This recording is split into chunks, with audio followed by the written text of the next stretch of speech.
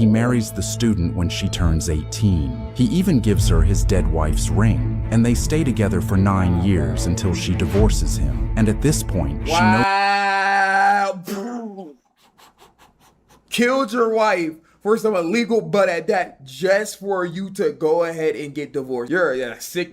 I will not lie to you, he is sick. Zach D Films got so many sons, I'm not gonna lie. I'm not saying bro like is copy of Zach D Films like those, because I don't know everything about bro content, but it's basically Zach D Films if Zach D Films did straight like longer story times and like those. So we're about to go ahead and get educated and see the story time aspect and like those. We're gonna go ahead and look at these stories and bro. This man stepped off a plane, not realizing the airport would become his home for the next 18 years. In 1988, an Iranian man landed at Charles de Gaulle Airport in Paris. All he had to do was catch one more flight to England, and he'd meet his mother for the first time. But when he walked up to the gate and reached for his refugee papers, they were gone. Someone had stolen them at a train station before he even made it to the airport, and without them, they wouldn't let him board. He tried explain, but it didn't matter. So he turned around and headed for the exit instead, but border controls. Yo, that's one of my biggest fears, bro, to get your stolen at the airport, like your ID or your passport. What the do you do? Stopped him there too. No passport, no visa, no proof he existed. Really? He couldn't get on a plane, and he couldn't leave the building. So he sat down on a bench in Terminal 1 and figured he'd wait until someone sorted it out. But no one ever did. Days passed, then weeks, then months. And after a while, he started to smell so bad he had to wash himself in the airport bathrooms. He couldn't afford food, so he ate whatever strangers felt bad enough to buy him, usually McDonald's. He'd sleep on a red bench surrounded by his luggage, and every single day, thousands of people rushing to catch flights would walk right past him without even looking down. Over time, the airport staff stopped asking questions. They just accepted him, gave him the nickname Sir Alfred, and eventually, he just became part of the terminal, like a— Yo, if I'm in the airport, my for that long, bro, yo, I'm walking through that butt naked. Yo, wait, why did he just do that? If you walk through it butt naked, then they have to like technically take you out of the airport. Like they can't trap me in the airport and like that. I gotta go one different way. Maybe you'll get arrested, but at least he'll be outside the airport. Why didn't he just do that? That's not even like a joke. That's like a genuine like question. Why didn't he just do that? 8 number or a departure sign. And for 15 years, that's exactly what he was. Just another fixture in Terminal 1. Until one day, a man by the name of Steven Spielberg heard his story. He paid him $250,000 and turned his life into a movie called The Terminal, starring Tom Hanks. And suddenly, the whole world knew the name of the man on the bench. But even after that, he still didn't leave. France offered him residency. Belgium offered him residency. He refused to sign the papers both times because they listed him as Iranian, and that wasn't who he believed he was anymore. Man, I'm not gonna lie, at that point I don't give a f, bro. I've been at that airport so long, bro. I don't give a f if North Korea is gonna take me, but I guess maybe, you know, when you've been in there so long, it's easier said than done. But bro, yo, just pick one of them at that point, bro. Then in 2006, after 18 years on that bench, he got so sick that they had to carry him out of the airport on a stretcher. It was the first time he'd been outside in nearly 2 decades. But as soon as he felt better, he did something no one ever could have expected. He walked right back into Charles de Gaulle. Well, I hear about some people in prison, like some people in prison have to stay in prison. They've been in that shit so long, they're either commit a crime or walk right back in that, bro. Sat down in Terminal 2F, and on November 12th, he had a heart attack and died, right there in the only place that had ever felt like home. His name was Mehran Karimi Nasseri. That's actually really sad. I will not lie to you though, bro. The literally whole life was ruined because they stole his, bro. Couldn't see nobody. I wonder if his family ever wondered where he was at, bro. Chad, if y'all was in this situation and somebody stole your papers out of the airport, like, and they're not letting you go through either side, what do you do? Like, what are y'all doing at that point? I think I would try to like maybe like call my family and see if, I don't know, they can like finesse something, like some shit for me or something, bro. Like, call my family. It was the movie Fire called the Embassy. Yeah, that's probably air out the place. Go air out the airport. What do you think's gonna happen to you, bro? You air out the airport, bro. The boy called his mom for a ride home, but when his sister answered, she told him their mom was already sleeping and just to walk home. But the next morning, when his mom checked his room, she screamed, immediately calling the police. He wasn't there and had never come home the night before. The police searched everywhere, but there was no sign of him. Weeks went by and he never turned up. But 3 years later, his sister got a call from the police and literally dropped her phone. They told him they found her brother. He was alive, but out of all places, he was actually in Europe. She immediately booked the next flight out, but when she finally got to see him, something instantly looked off. He had been missing for 3 years, but now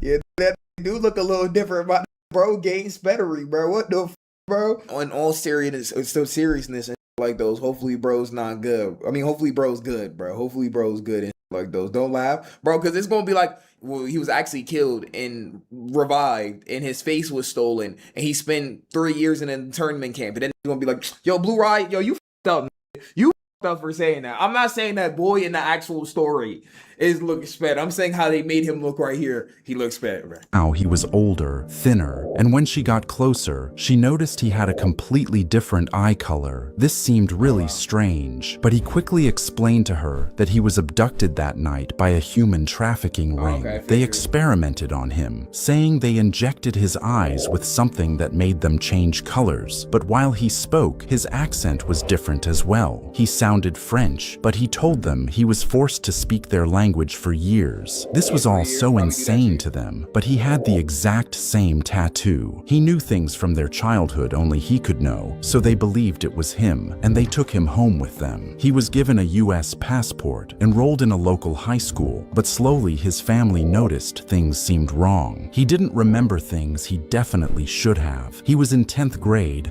but looked much older than a lot of the other kids. But every time they noticed something strange, they This is going to turn into some really like creepy ass shit though, bro. Like the know certain things, but other things he just doesn't know. You could deal with just like put that down to him forgetting, but like, bro, that's actually really creepy. You gonna pull up and just kill all of them, and low key it's a name.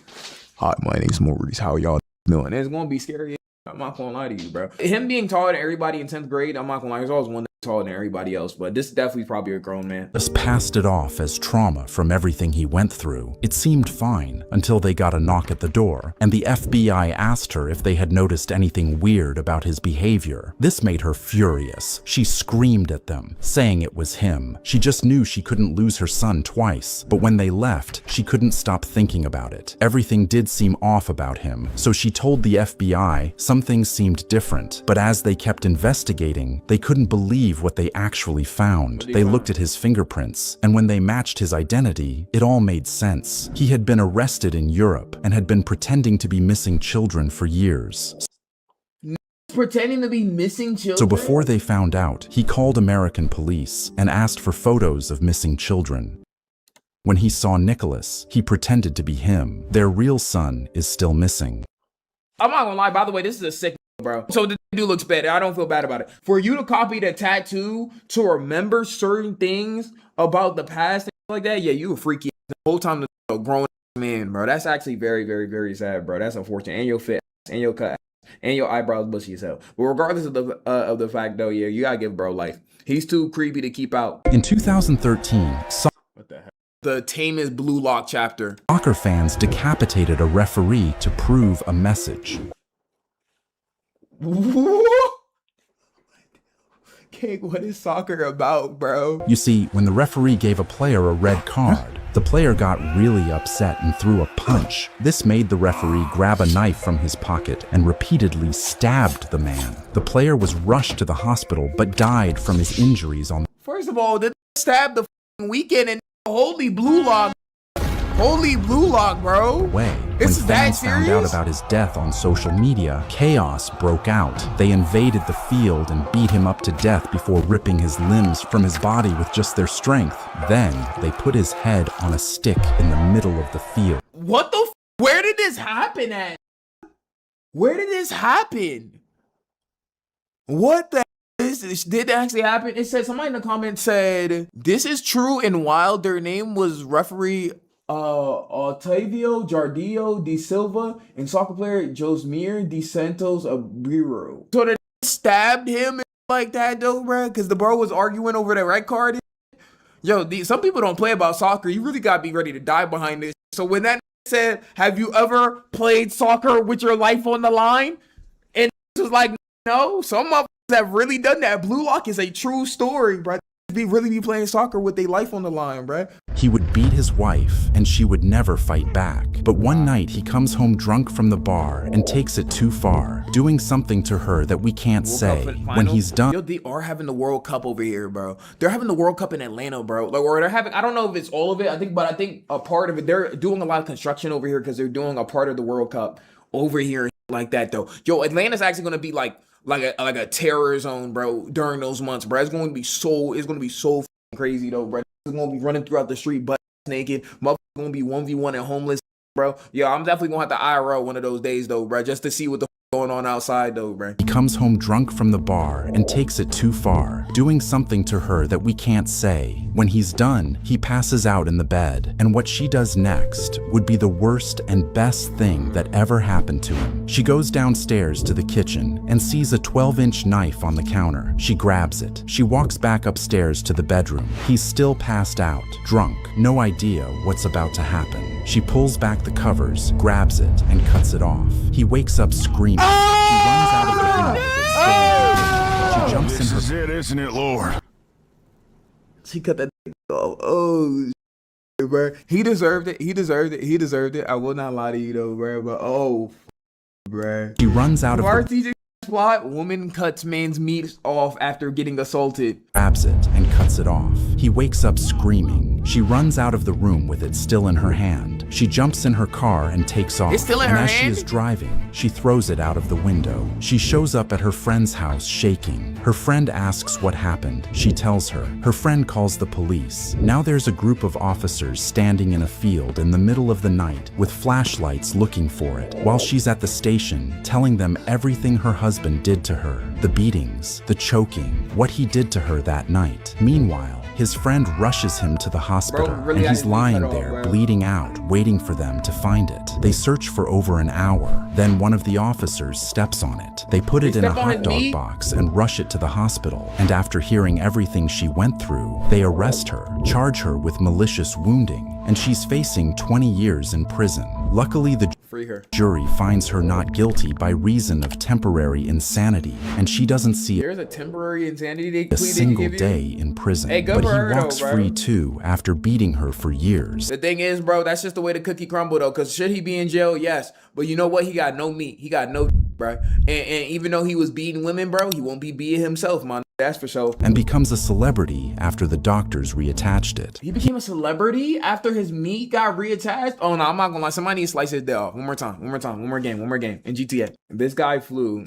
I flew across the country to meet his online girlfriend, but she took one look at him and wanted to break up with him on the spot. He's devastated because they dated online for a year, but they already... Nah, bro, if you dating the girl online for a year, bro, you come to her and she just like, ew, yeah, bro, you gotta get your get back, bro. You gotta get your get back. Like, you gotta, I don't know, bro, you gotta do something, bro. Shit on her. He made plans to go to a concert together with her friend, so they decide not to cancel, and the whole time she's distant. So they get into a fight, and she breaks up with him for real. Her parents drive everyone back to her mom's house, and he's supposed to stay a few more days before flying home. So now it's him, her friend, and her mom all in this house. And he's lying in bed, stewing, until something in him snaps. Around 3 a.m., he gets up and... Gang, just go home. What the f you mean something in you snap? Gang, just go home, bro. Now you tripping, bro. He can't?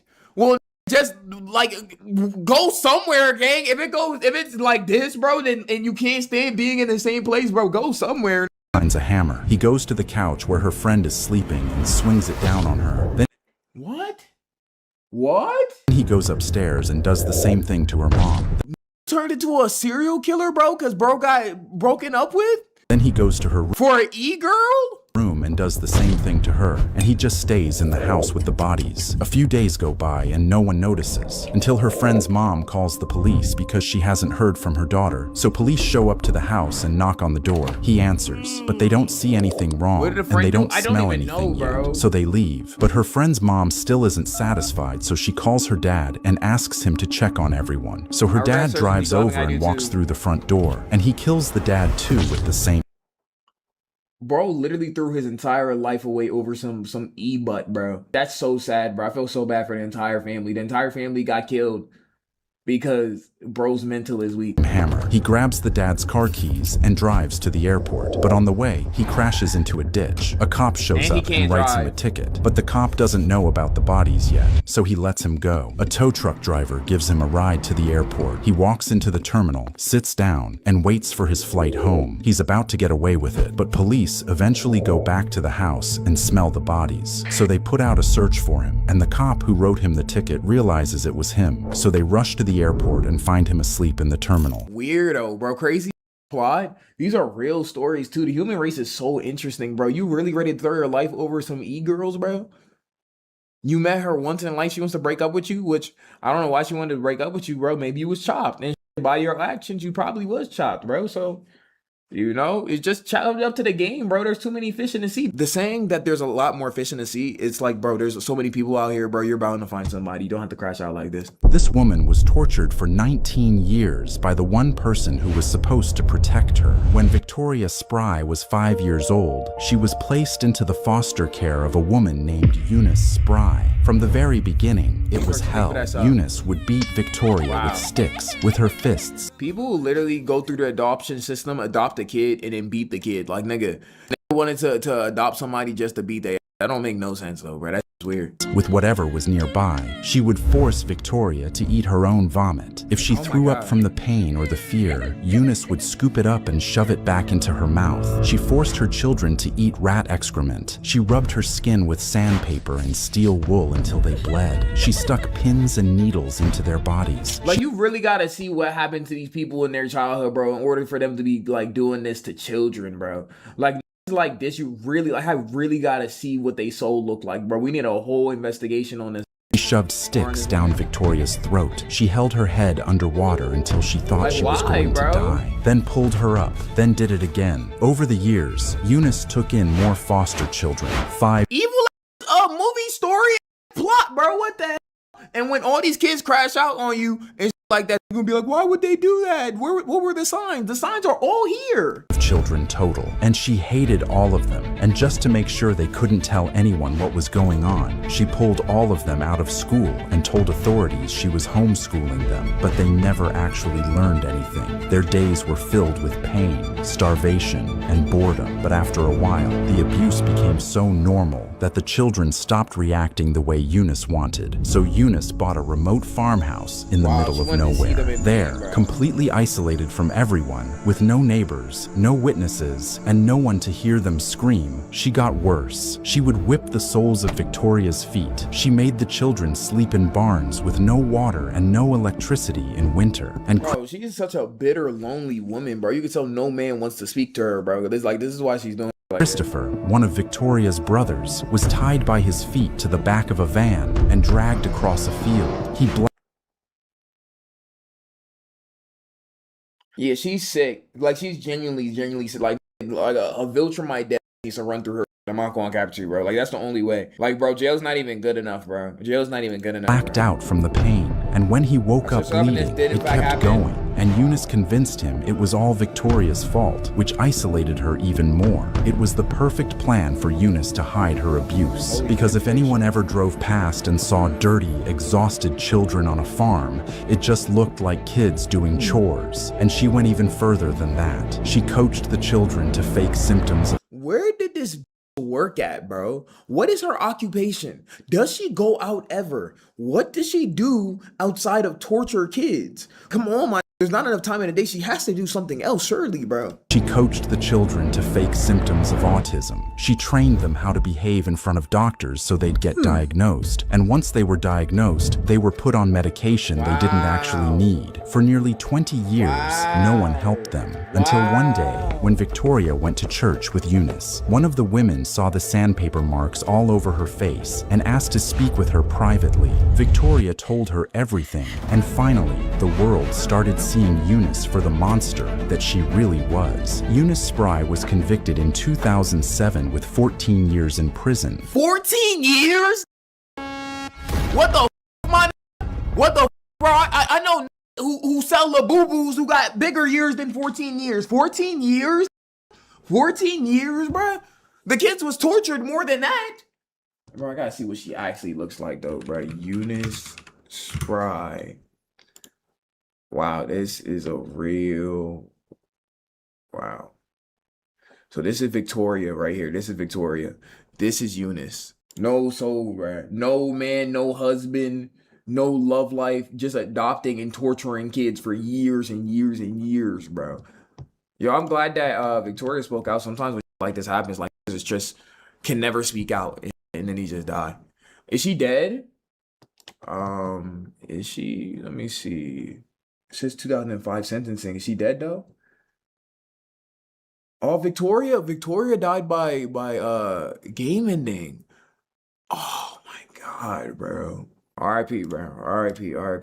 bro. Yeah, he's just evil as bro, for no reason. Just to be evil, bro. A man is graduating high school, but on the day of his final exams, his alarm never rings, and he sleeps past. He thinks about what to do, and pressured by his parents to become a doctor, tells them the exams went well. A few months later, he we in the Infinity Castle? These is doing 360s like creates a fake acceptance letter and tells everyone he got into medical school. Nobody ever checks. He spends the next 12 years of his life walking into medical school lectures and studying carefully, learning enough to talk about the classes with his parents. But he never takes a single test. When his classmates ask why they never see him at the exams, he tells them he's taking them at a different location. Eventually, he tells his family he's graduated and gotten a job at the World Health Organization, not as a surgeon or a doctor, but a researcher. He has no patients to visit, no scrubs to wear, and no operating room to be seen in. The lie is easier to maintain. His office is also— Bro, it's crazy because look, we've all lied before, right?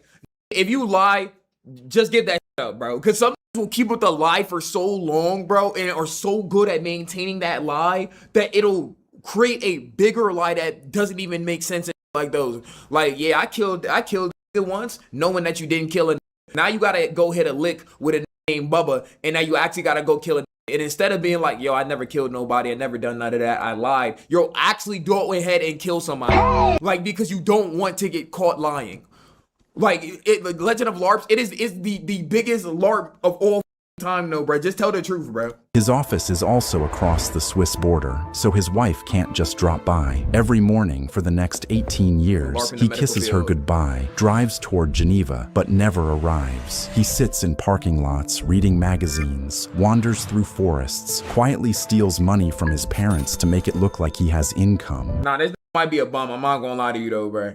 This might be a professional bum. This is the biggest LARPer of today, bro. Then comes home at the end of the day like nothing happened. But then his wife starts getting suspicious. In 18 years, she has never met a single one of his colleagues. When she asks, he tells her the WHO keeps personal and professional lives separate. She asks to visit him at work, but he reminds her his office is in a restricted international building spouses can't access. When she asks what he's researching, he says it's classified pharmaceutical work and changes the subject. But then he makes a fatal mistake. He starts using his fake job to take money. He tells family and friends his WHO connections give him access to high-return investments, and one by one, they hand over their savings. His parents give him their whole retirement. His father-in-law gives him his whole savings. His mistress gives him 900,000 francs. He never invests a penny and spends it on maintaining the image of being a successful doctor. This is a evil. How do you maintain the lie for this long and haven't been caught? Insane pyramid scheme, and all this money's gonna go, and everybody's gonna look at this like, yo, what happens to the money though, bro? And he like, oh, I got in a doctor's one-on-one fight and lost, and they stole my. Like, bro will never tell the truth. This when you ask him for the motherfucking truth and nothing but the truth. I'd rather die. Come on, Aiden. Come on. Kid right there. I'd be if I fell. Like, come on, bro. Just say it. And spends it on maintaining the All image this of after being missing one exam, by the way. Like, bro, it literally was not that deep, bro. Now this too deep in. a successful doctor. Unfortunately, his father-in-law eventually asks for his money back. The man tries to convince him otherwise, but the father-in-law won't stop asking. The man has no choice but to push him down the stairs and kill him. He gets... What? Oh my god. Just tell the truth. This is killing people, bro. He's killing people. All of this, bro. All of this. Yo, I can't believe that these are real stories, bro. Would literally rather die than lie, bro. He will literally, like, that's not even a meme, bro. He literally will, like, actually end his life before he tells the truth, bro. The man has no choice but to push him down the stairs and kill him. He gets away with it, but the problems are piling up. His mistress soon wants her money back. His son becomes interested in medicine and asks to help him network, and his mother starts calling. Upset, the bank says their savings account is empty. On top of everything else, his wife sits him down one evening and grills him about their finances not reflecting a WHO salary. He escapes the conversation and goes to the bar. But then it happens. Someone at his children's school looks up his name in the directory of the World Health Organization, but his name isn't there. I think somebody would have been did this though. Word gets back to his wife immediately, confirming what she already suspected. And exactly 7 days later, the man's wife, both of his children, and both of his parents are found dead.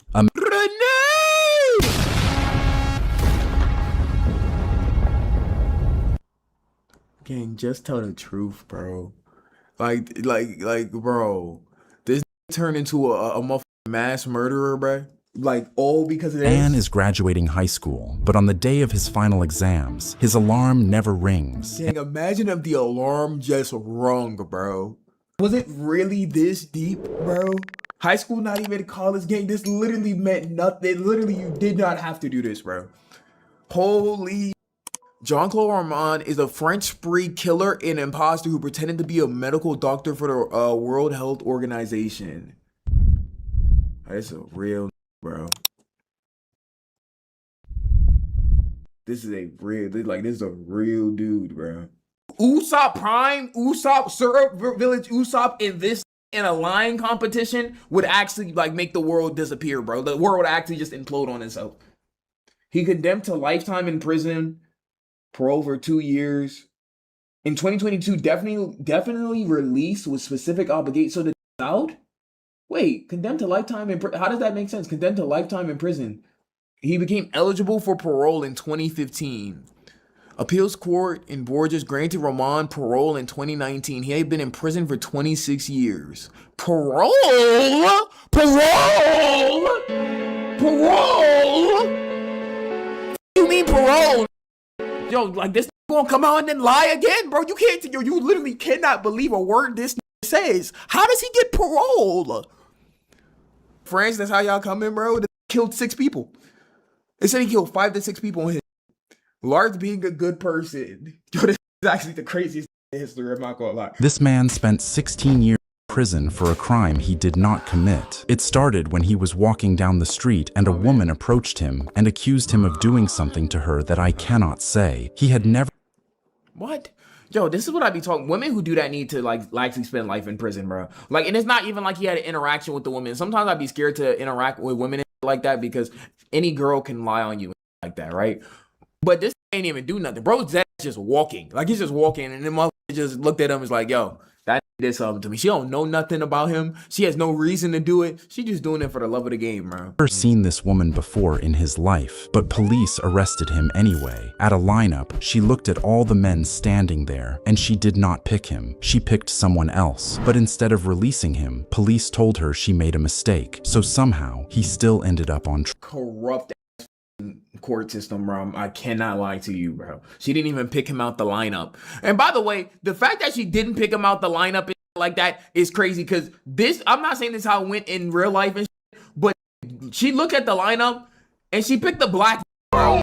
Like, there's no way they look similar. Now, I'm just gonna go and think in good faith and think that, like, they just made a character black to make him black. Like, maybe they look similar and like that, but to be honest, shorty just lying, bro. Told her she made a mistake, so somehow he still ended up on trial. They brought in an expert who said hair from the crime scene matched his. She pointed at him in court. The jury believed her, and just like that, an innocent man was sentenced to up to 25 years in prison. So he tried to appeal. Mind you, the last dude got 26 years in prison and shit like that before he was eligible for parole. And shit, just want to make that known. And he killed 6 people, but anyways. But every single time he got rejected. He was up for parole 5 times, but because he refused to admit to something he did not do, they denied him every single time. Wow. So he stayed locked up for 16 years. And when he finally got out, he still had to register as an offender. He could not get a real job. He could not build a real life. He met a woman who loved him and wanted to have kids with him, but he said no, because he would not put his children through the shame of having a father on that registry. So he never became a father, but it did not stop there, because the woman who accused him wrote a book about the attack, and it sold over 1 million copies. Then she wrote a novel, and it sold over 10 million copies. It got turned into a Hollywood movie. One of the actors got nominated for an Oscar. She became one of the most celebrated authors in America, and her version of events was the only version anyone had ever heard. Now Hollywood wanted to turn her first book into a movie too. They attached a famous actress and started production, and once that movie came out, his face would be the face of a monster. His guilt would be cemented forever. There was no coming back from that. But then, and mind you, bro was just walking. This was just walking, bro. Yo, there's no amount of forgiveness that this woman can ever get for me, bro. Like, you tarnished my name, called me an R-worder, bro. Put me in prison for a long time, ruined any relationships I had, made it so I couldn't have kids, bro. Not only can I not forgive you though, bro, but let me not say the second part, but I ain't gonna catch you. How much a hitman cost, bro? And the producer started researching the case and noticed things were not adding up, like how she picked a different man in the lineup, like how the prosecutor lied to get her to change her identification. So the producer hired a private investigator, and everything they found, they turned over to new lawyers. These lawyers discovered the hair analysis had been discredited as junk science. They filed a motion, and after 40 years of fighting, a judge finally overturned the conviction. The woman posted an apology. The publisher pulled the book. Bro. The movie was dead, and he sued the state for taking 16 years of his life. They settled for $5.5 million. Man, that's still not enough. This bro. man... All those years of my life, they have her name too, Alice Sebold, bro. How's she even allowed to even put out books, bro? She's a liar, bro.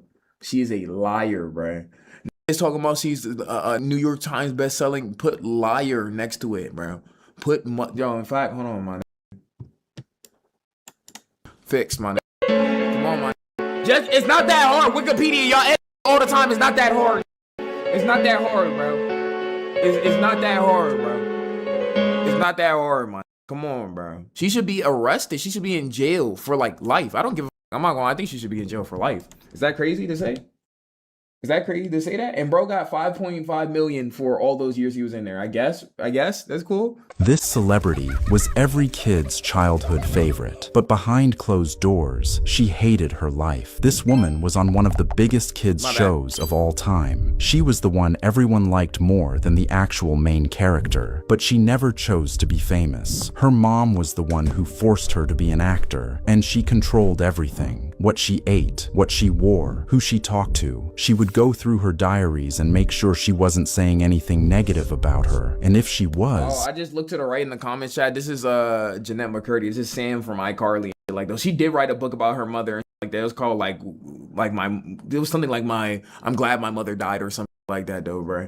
She would give her the silent treatment until she apologized and agreed to rip the pages out. It wasn't long before this character wanted to quit childhood fame, but her mom wouldn't let her because she was too addicted to the money. And when the character turned 11, her mom was scared that she'd start puberty and stop getting as many acting roles. So to prevent this, she gave her daughter an eating disorder. She'd praise her daughter whenever she was hungry, and every day she'd measure her body parts to make sure they weren't growing. And the whole time, the character she played on screen was known for one thing more than anything else: always eating. To the world, she was living every kid's dream. Behind closed doors, doors. A lot of these child actors probably be going through the exact same thing, bro. That's actually fucked up. Like, especially we know the Dan Snyder now, though. Her life is actually crazy, though, bro. With her mother and then Dan Snyder being her producer, bro. Holy God.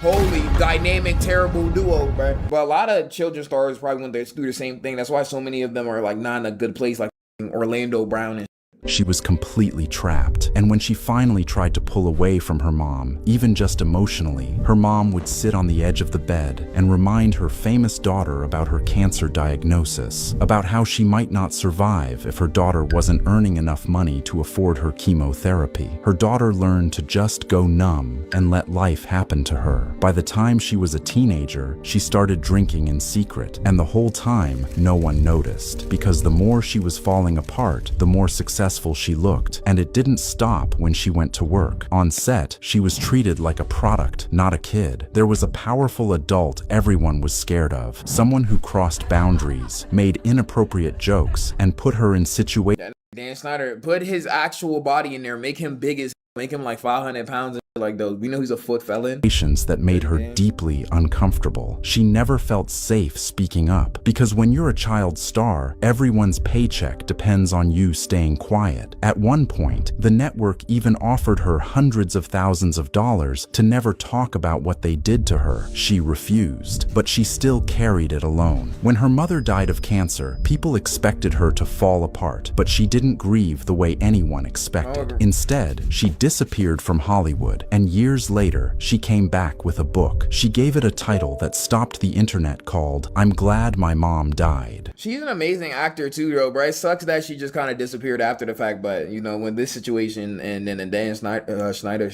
you could really understand why. Because for the first time since she was a child, she was free. This was the story of Jeanette McCurdy, and the character you grew up watching was Sam Puckett from iCarly. That is really crazy. I'm not gonna lie, bro. And parents are like that. A lot of parents, unfortunately, have failed in their lives, have not gotten to do everything in their lives because of one reason or another. So they reflect that on their kids. That's why so many parents be like, yo, you gotta be a doctor, or you must be this, or you have to do this, or you gotta do this, or you gotta carry on the family business of doing this. Some of them, like usually foreign parents, just want you to be like a doctor or something because that's what pays the most money, and they just want you to make money. But then you got other parents who like really just kind of are reflecting on you, and then that also makes you hate your life and them at the same time. So it sucks. This man killed his wife so he could be with his student, and he almost got away with it. The man saw this girl across the hall and instantly fell in love with her, but she's only 16 while he's 31. But since he doesn't care, he starts leaving love notes in her bag. He asks her out on dates. He even asks her to babysit his kids just so he can see her, and eventually just so he can see her, and eventually babysit kids just so he can see her. What do you do at 3 a.m. when you just see this just staring at you, just staring into your soul, though, bro? He don't want what you got. He don't want your money. He want you. That's the face that he making at you. Freaky ass, bro. Get this the f out of here. And eventually, they start dating in secret, and he will go to great lengths to be with her, because when she starts having problems at home, he asks her to move in as a live-in babysitter. But he's already married, so when his wife figures out what's going on, she kicks the student out, and then they start fighting a lot, until he grows tired of arguing with her and takes her to the coast and kills her. Then he goes home and makes up this story that she ran. Who would commit a crime in order to commit another crime in order to get a kid, bro? And you already have kids.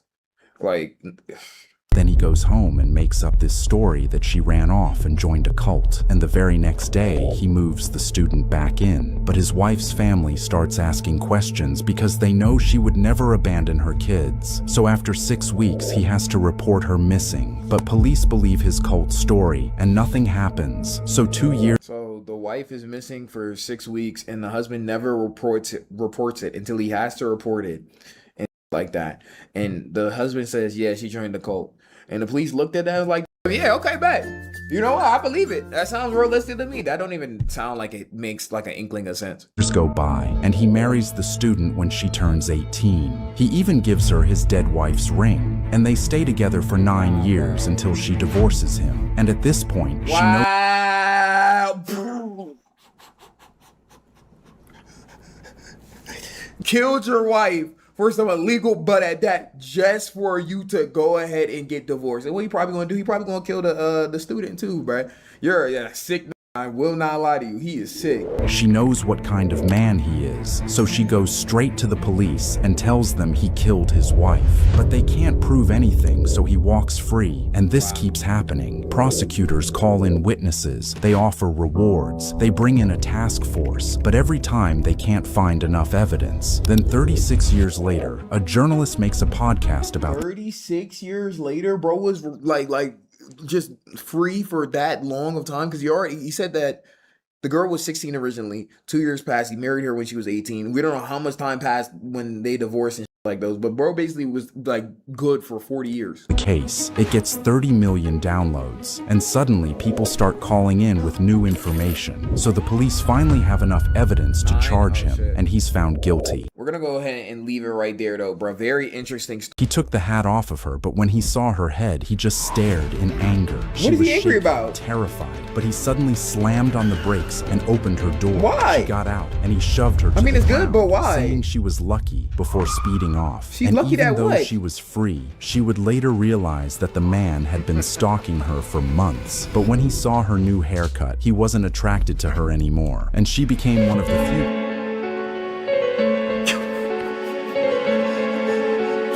So her life was saved because hey, you lucky you're chopped. So basically, he thought she was so chopped now that he ain't even want anything to do. What the? I mean, good for her, but what the, bro? To be honest, I didn't want to stop last time we were watching them, but if y'all don't remember last time we looked at it, we looked at the dude who killed his entire clan because he wanted to LARP being a doctor. We looked at the dude who got killed over soccer. We've seen a couple different stories, bro. So we're gonna go ahead and see what those stories is looking like. This boy was born without the ability to feel pain, and his mother had to teach him what it was. When doctors gave him his first vaccine, he didn't flinch, didn't cry, didn't make a sound, and the nurse just figured he was a tough baby. Then he started teething and chewed straight through his own tongue. Blood poured down his What the chin, and he just sat there smiling. And when they rushed him to the hospital, the doctors told his mother her son would never feel pain for as long as he lived. As soon as he learned to walk, he started smashing face first into furniture. Okay, I know he can't feel his pain, but is he like sped also, bro? What the hell? There's definitely some industries you can get into if you don't feel pain and everything like those. Now, which particular industries, I can't say at this point in time, but there's some industries you can get into if you don't feel pain though, man. He started smashing face first into furniture. He's a baby like me. Ain't never motherfucker smashed my head into shit though, bro. All I did was motherfucker stand in traffic. And every time his mother ran over, he was already up laughing. She child-proofed the entire house, and he walked right past all of it and put his palm flat on the stove burner and just stood there until she smelled it. So she started watching him every second of the day. If I ain't feel pain, I'll fire Ben. I ain't gonna cap you. I would try it at least once. But he found a broken piece of glass and started banging on her door with it, each hit slicing deeper into his hand. Okay, he just see, kept knocking. I get it. He can't feel pain. So like children learn off like feeling. So I know that the stove is hot. I'm not gonna touch the stove again. But because he's not feeling nothing, he's not really learning. And like that. He tried the only thing she had left and taught him to say, ow. His dad stepped on his foot by accident, and the kid started giggling. The family cat brushed That sucks. I'm not gonna lie. and he screamed, "Owie, owie, owie." That actually really sucks. He just never learned what it meant. Nobody wants to feel pain, but like we learn a lot off feeling pain. Most kids with that condition end up doing that because they don't know the feeling and know it's not bad, and some end up dead. We only know certain things are bad based on A, if somebody tells us, or B, if we feel it ourselves, and like those. That sucks. He tried to put $200 into his bank account, but it declined. Seconds later, the machine gave him the $200. He stood there confused. No, didn't come from his bank account, but passed it off. But later, as he passed the same ATM, he tried it again. To his surprise, it worked. 200, 500. It gave him $1,000, and none of it was his. He realized he found— So at this holy bad screenshot, at this point, bro, Y'all get infinite money glitch. Y'all gonna continue to take the money or not, though, bro? Y'all gonna continue. Y'all need the money too. Found an infinite money glitch. Every night, Chase when glitch? ATMs went offline, he'd transfer money in and take cash out. And every time it worked, he had taken out $20,000. Wow. And eventually, the nerves started to catch up. He thought the bank had to have known, but after weeks, the bank just doesn't seem to notice. He'd expect the FBI to kick his door in, but even when he walked to the bank to see if anything was wrong, nobody said anything. That's when he decided to start spending big. Fancy restaurants, luxury hotels. He flew all his friends He's on a jet cooked. to Paris. Yeah, he's definitely getting his butt taken, bro. If you're gonna do that infinite money glitch, bro, you shouldn't be spending it like those, right? Here he is. But when they questioned how he got so much money, he just told them it was real estate. None of them questioned him. Then his phone rang, and he saw it was the bank. He started sweating, and they asked why he tried to withdraw $900,000 the night before. He immediately got nervous, knowing they had to be on to him, but he quickly lied. He said he was drunk and just hit the wrong buttons, but weirdly, they just said okay. But the nightmares had started. Panic attacks so bad he needed a doctor, so he decided— If your conscience is this heavy, bro, don't even jump into that water. Cause I know in the chat that has no conscience, bro. Is ready to take $1 million from the bank without feeling nothing. confess. He confessed? Called the bank, telling them What the everything. And they told him the police would come. He just wanted his anxiety gone, but still nothing happened. Nobody came. He was in the newspaper, went on TV, publicly admitted literally anything. Nobody cared until he told one interviewer he wished someone would just arrest him. What? Be fake demons! I'm telling y'all. Oh God, people be fake demons, bro. Be fake demons, bro. Bro, don't take the money then, bro. Don't take the money, bro. Don't take the money, bro. But it's not even like he was about to get caught. But the fear of getting caught made him, bro. Don't even take the money then. It's not like you spawn anxiety out of nowhere. All anxiety like that is rooted from somewhere. You already gotta have a little bit of anxiety to feel some anxiety in this type of situation like those. With that being said, why would you continue to deep yourself a bigger hole? Whew. A bigger hole like those, bruh. You already said that this was feeling a little bad about it before he started spending the money. So why continue to do it, right? So that night he called the police. B is next to N, bro. Turning him in. The police hadn't been investigating him the entire time, but when neither the judge or bank couldn't figure out how he did it, they only sentenced him to 1 year, and he legally walked away with over $1 million. I think that's a good trade-off, bro. But he low-key just pissed me off. I'm not saying that I wouldn't have a conscience in that situation, you know? But I know a lot of who wouldn't, bro. I cannot lie to you, bro. And one thing I'm not doing is snitching on myself, right? One thing I'm not doing is snitching on myself, especially if I know that they like, yeah, we don't really got nothing on you, bro. You good. I'm not gonna be like, oh, I need to go to jail. My conscience ain't that strong, bro. My conscience ain't I don't got that much anxiety, bro. She crushes sleeping pills into chocolates and brings them to her stepdad at the hospital. He's thrilled to see her and instantly starts eating the chocolate. On the ride home, the pills kick in, and by the time she pulls into her stepdad's driveway, he's completely unconscious in the back seat. She can now finally take his life. And What? How did we get here? What the hell?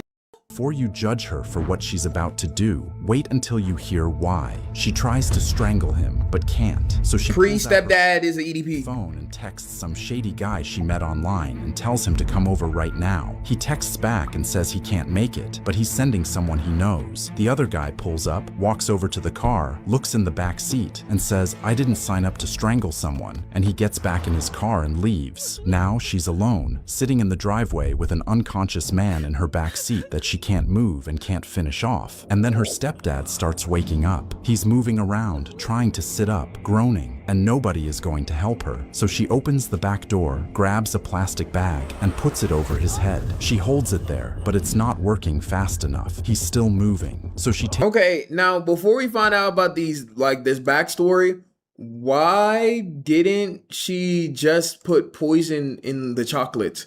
Wouldn't that have been easier than doing all this? But you know, I guess somebody else was supposed to do it, so maybe she felt like she was safer doing it, and at this point she just wanted to get it over with. So I don't know, but You like rat poison, like I don't know poison, like any poison. Like, I don't know, gang. Like I don't know, bro. Takes her bare hands and wraps them around his neck and squeezes. He fights it. She doesn't let go. She keeps squeezing until his body goes limp and he stops moving. She stands up, catches her breath, and just stares at him. Then she realizes she still can't get him out of the car. She's not strong enough to carry him inside. How big is bro? Then she thinks of an idea. She picks up her phone and calls an ex-boyfriend, and he drives over. She meets him in the driveway and tells him everything. The pills, the bag, the strangling, all of it. Then she points at the car and tells him her stepdad is in the back seat and she needs help moving the body. He looks at her terrified, looks at the car, and leaves. Now...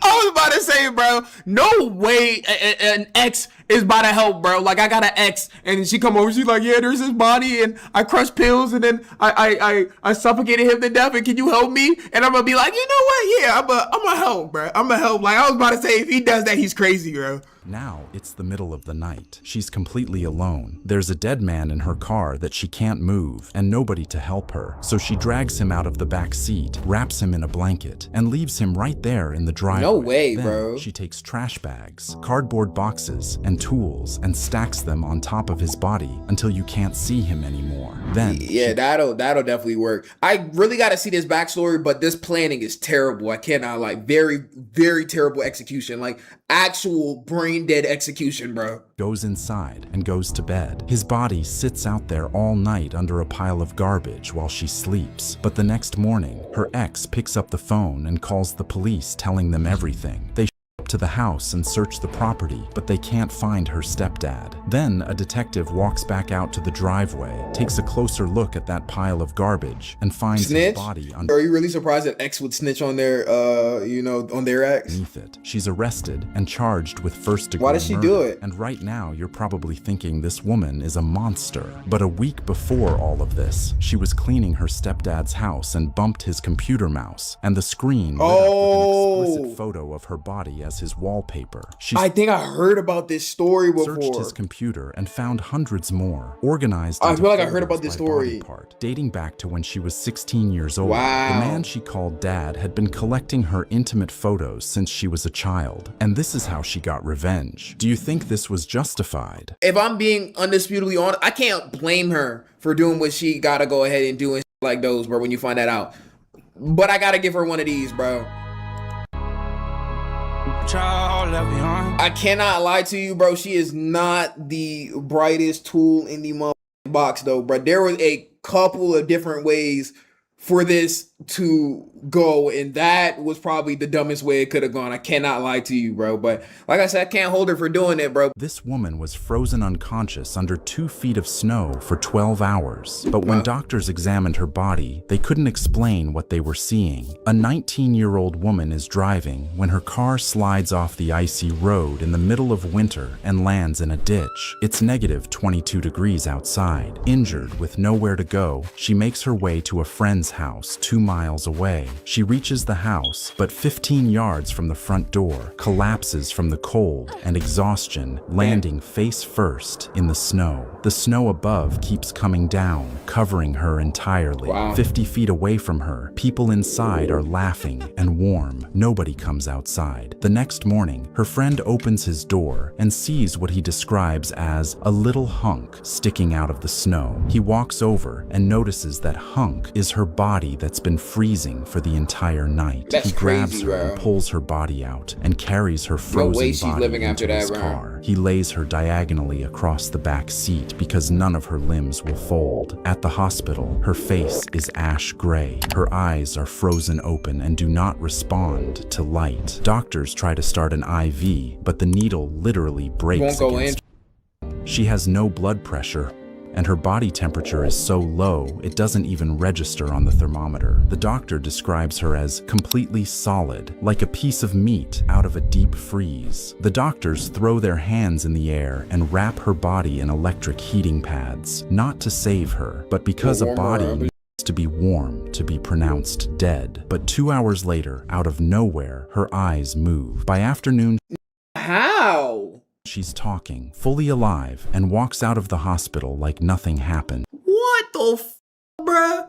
What? That plot armor? But motherfucker get hit by a BB gun in his butt and then bleed out. Like, how does this work? She has a bigger purpose in this world, but her feats is crazy. A woman was riding a creepy subway when she noticed the woman sitting across from her was What y'all doing? Y'all see this woman? staring directly at her. The woman was sitting between two old men. The girl kept looking away, but the stare didn't stop. It was starting to freak her out. At the next stop, a tall man wearing a trench coat got on and sat right beside her. The woman across didn't look at him, her eyes still locked on the girl. The two men sitting next to the staring woman sat completely still, She's never dead? once looking in her direction. She tried to ignore it, staring at her phone, but every time she looked up, those eyes were still on her. Hello? Moving. When the train started slowing for the next stop, the man in the trench coat stood up to leave, but suddenly he grabbed her arm tight. As the doors opened, he pulled her off the train. The door slammed shut. The subway pulled away, leaving her alone on the platform with this stranger. Did he save her from them?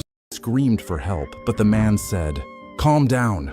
I just saved your life. I had to get you off that train. The woman across from you was dead, and those two men were holding up her body." A woman was riding.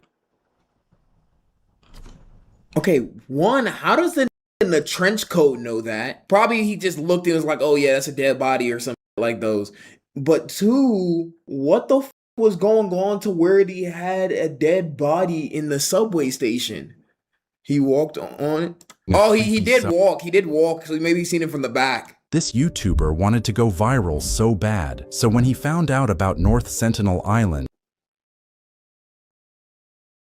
We know about this one, bro. We know about this one. I'm pretty sure. he got an idea. It was illegal to try and go there, and since the tribe had no contact with the outside world, they killed everyone who made it. But when he thought about how many views he'd get, he didn't care. He booked the next flight out and was about to make the most dangerous vlog anyone's ever seen. He flew all the way from Arizona and booked a hotel room as close as he possibly could. His only problem being that it would take hours to get across the water. What are people's like fascination with North Sentinel Island? Is it this YouTube get serious? I gotta step it up though, bro. On North Sentinel Island though, bro. We just doing motherfucking react, bro.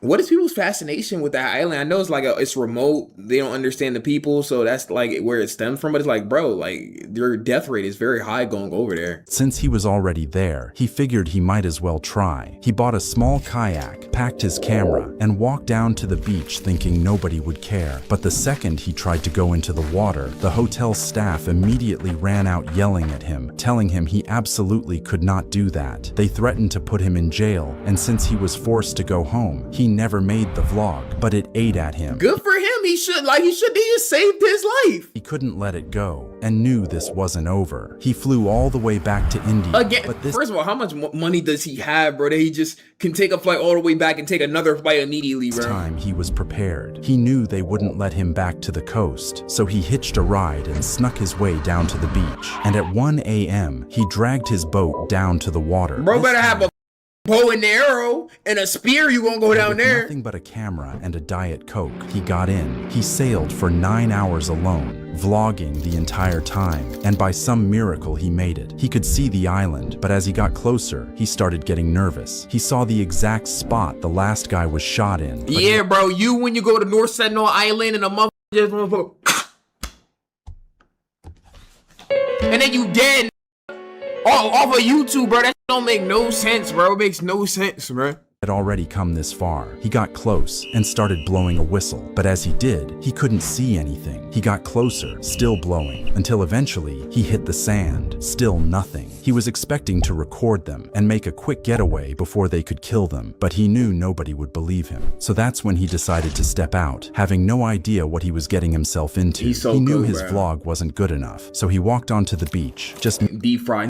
Hoo ha he tiki, and then a motherfucker puts a spear up your butt. It's meters over, away bro. from where they shot the last vlogger dead. He started doing anything he could to get their attention, but as it stayed perfectly silent, he started to get nervous. He couldn't see them, but since they were in the trees, they could shoot him at any second. His nerves started getting to him, and as he waited, he got back in his boat and pushed off from the shore. Even there, they could shoot him easily, but he wasn't giving up. He kept blowing, filming, doing anything to get them to come out. But eventually, he went back, leaving his Diet Coke on the beach, and the second he reached the shore, He just killed an entire civilization off of this. This was equivalent to putting like actual uranium on the motherfucking beach. So everybody is probably dead on North Central Island at this point in time. But gang, you did all of that. Like, clout is such a dangerous drug, bro. Like, all of that, bro. At least he lived. I mean, had they been on that coast, on that side of the coast, that would have been a shish kebab. The second he reached the shore, the police were already waiting for him. He never got the vlog he wanted, but he did go to jail. And he didn't even get the vlog he wanted, bro. So it's like, is it really worth it, bro? Is it really worth it, bro? This nurse is injecting a patient with a lethal dose. And when the patient dies, he feels good about it. So he does it again. What kind of story is this? Until he makes a terrible mistake. Because at first, he's careful. He waits until the middle of the night and walks into a room where a patient is sleeping. He pulls out a syringe and spikes their IV, and by morning, they're dead. A week later, he does it to another patient, and then another the week after that. The hospital starts asking questions because there are too many deaths on his floor. He becomes a suspect, but they can't prove anything, so they let him resign. And he knows exactly what that means. He gets a job at a new hospital, and within weeks, he kills 3 elderly women in their sleep. I'm telling you, bro, the most scariest killers is in a hospital, bro, because you always trust the doctor most of the time. Like those, bro. I cannot lie to you, bro. The hospital notices, but they don't call the police, and they don't warn anyone, and they just let him go. So he walks into another hospital with a clean record and kills a 91-year-old woman. That hospital lets him go too. Now he knows no one is going to stop him. He gets a job at a rehab center and doesn't even wait until the patient is asleep. He walks right in holding a syringe, but this time the patient opens her eyes and screams and fights back. He breaks her arm, but she survives and he gets fired. And still, no one calls the police. Nobody calls the police after he assaults a patient, has a mysterious syringe in his hand, and motherfucker breaks her hand. Nobody calls the police, bro. Crazy, cannot lie to you. That's that Dexter nurse.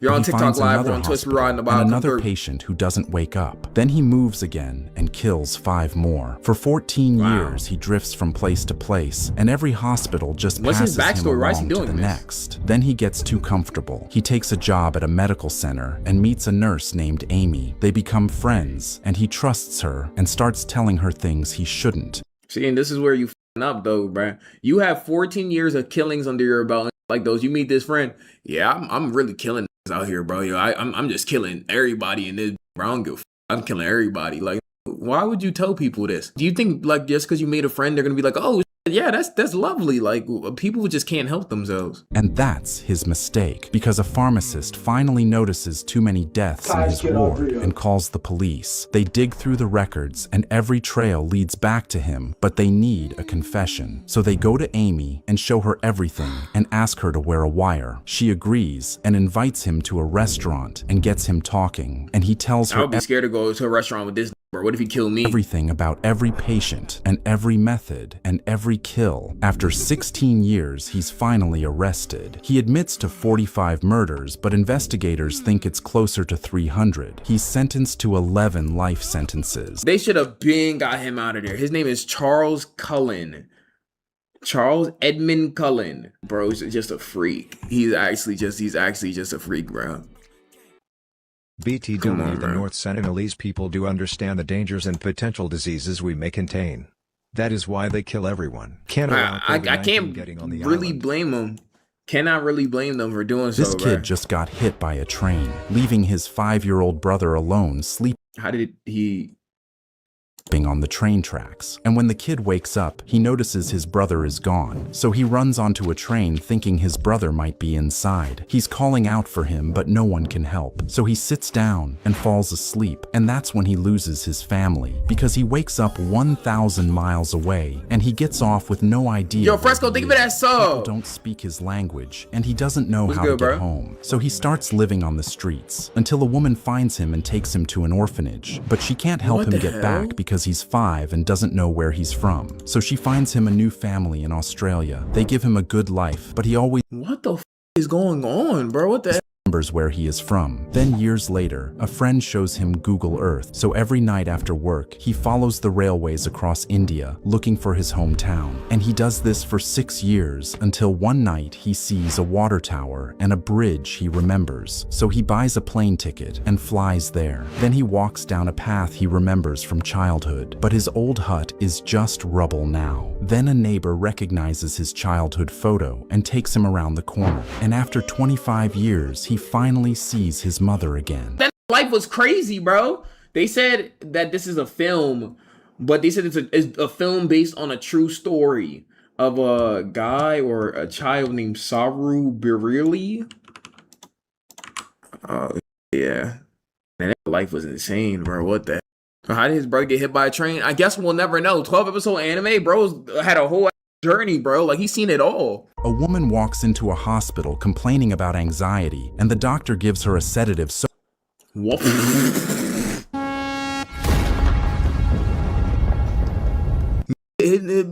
with Greek, Norse, goddamn weapon, bro. So powerful she loses consciousness. When she comes to, she can feel he assaulted her. The Grape Kit finds semen and a powerful sedative in her blood, and police arrest the doctor. Him to take a DNA sample immediately. Surprisingly, he volunteers without resisting. His blood is drawn and compared to the semen found inside her, and somehow the two results don't match. He's not the one who assaulted her, but the woman isn't satisfied. She pushes for a second test, claiming he gave them someone else's blood. This time, authorities supervise the draw, but it still doesn't match. The case is closed and the whole town turns on her. Her car is vandalized and rocks are thrown through her window. She's labeled as an obsessed liar, accusing a respected doctor who raises money for the community and forced to move cities because of the harassment. But she still doesn't stop. She hires a private investigator who breaks into the doctor's car and steals his chapstick. She then pays a private lab. Private investigators be going to great lengths to get their investigation done. Broke into his car to get some chapstick. And the DNA on that chapstick is a perfect match to the semen in the Grape Kit. She starts questioning how the chapstick matched, but the blood didn't. She takes this back to court and presses them to reopen the case. The town wants to throw her in jail by this point, but the doctor himself comes out and agrees to a third blood test. But when the technician tries to draw blood from his finger, the doctor insists the blood comes from his arm. It's an odd request, but it's granted. And for the third time, the DNA doesn't match. See, he's finessing, bro. He's finessing, bro. The woman is defeated. The doctor goes back to his life as a husband and father of 4 with the whole town behind him. But then one day, his own wife discovers he's been assaulting her teenage daughter from her previous marriage. Bro, like, we all know that this is a freaky ass, bro. It's just like, how is he passing this blood test? But just the fact that he's like, nah, bro, don't do it right here, do it right here. We just know he on some bullshit. Police herself. This time, instead of blood, they take hair from his head, and now the DNA matches the semen in both the victims, and he admits that he indeed assaulted both girls. Everybody is confused. How did his DNA not match? At trial, he shows them how he did it. He reveals that he had cut open his own arm and implanted a 15-centimeter tube filled with another man's blood. And it's really that deep, bro. Motherfuckers going to new levels to not get caught on from what they got caught on, bro. You had something injected in you to pass that. There's levels to this. Seriously, bro? That nigga's actually evil. That's not what I thought he was doing, bro. I didn't know what he was doing. I just knew he was lying. I just didn't know how. That sucks for her, bro. She was shunned by the entire town, had to move, and had to kind of live with that for a while, bro. And still has to live with it. John, 1961... a criminal who drugged and sexually assaulted one of his female patients and also his stepdaughter, implanting fake blood sample inside a plastic tube in his arm. So all these stories are from real, like, people. Like, this, all these are like real situations that happen. It's very, very, very crazy. So let's a couple more. She followed the man to his car, noticing he was struggling with a broken arm. But when he opened the trunk, she noticed the passenger seat strangely wasn't there. This was weird, but he insisted she put the books in the trunk, and just did, she was knocked unconscious. She was never seen again. Wow. A few hours later, another girl, same... A lot of women getting assaulted in these stories. What the Volkswagen Beetle, same thing. When multiple girls reported a handsome Jack the man Ripper? with a sling asking for help, the police started searching for him, releasing sketches. But by the time they did, he was already in another state. So when a girl got a tap on her shoulder, a cop told her someone robbed her car. She didn't notice anything was missing, but when he asked her to come with him, she didn't want to. That's when he showed her a badge, and she listened to him. There was no passenger seat, no door handle, and soon he pointed a gun at her, putting handcuffs on. She was terrified, but before he could do anything, she punched him in the face and jumped out. He chased her. I seen a post that said, like, if you're ever in a situation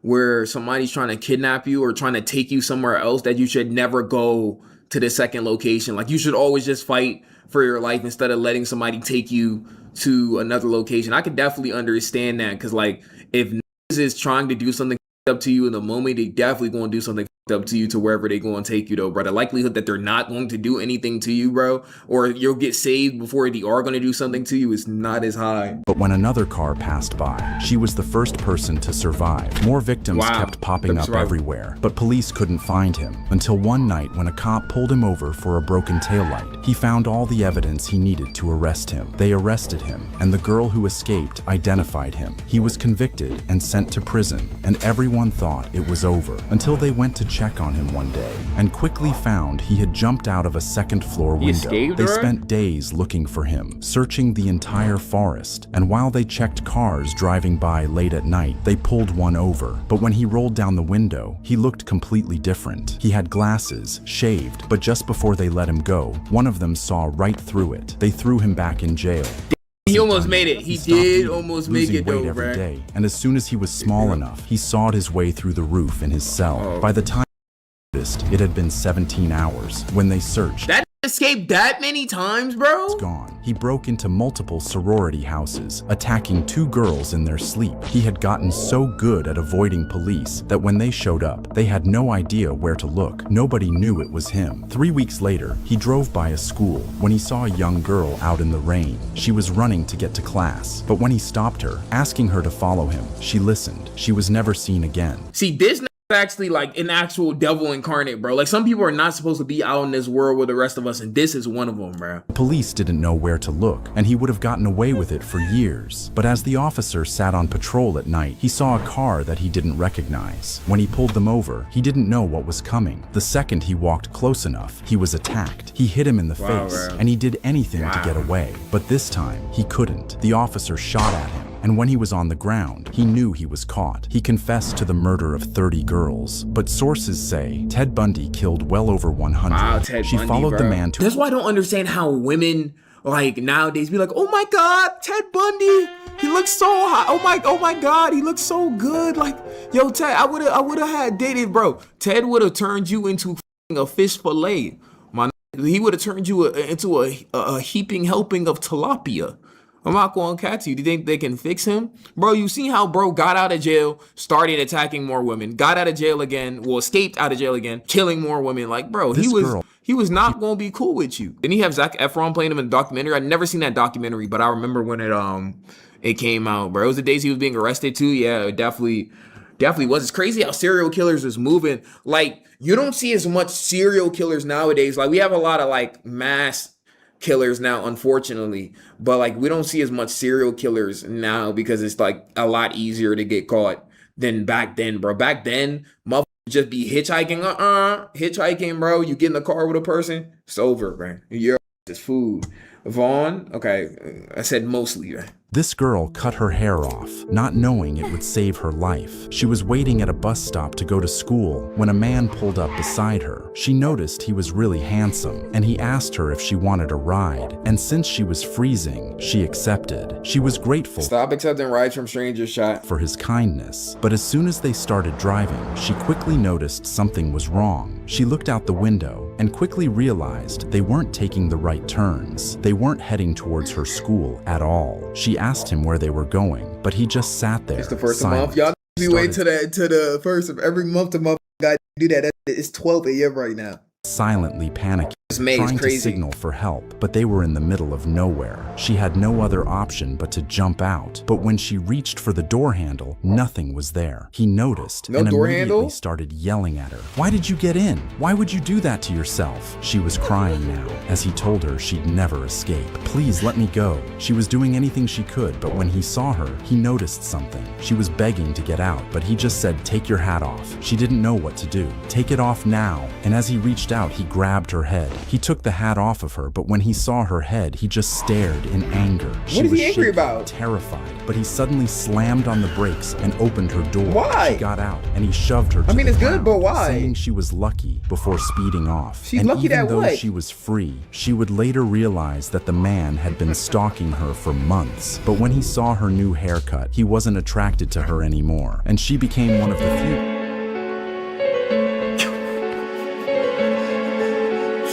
So her life was saved because hey, you lucky you're chopped. So basically, he thought she was so chopped now that he ain't even want anything to do. What the? I mean, good for her, but what the, bro?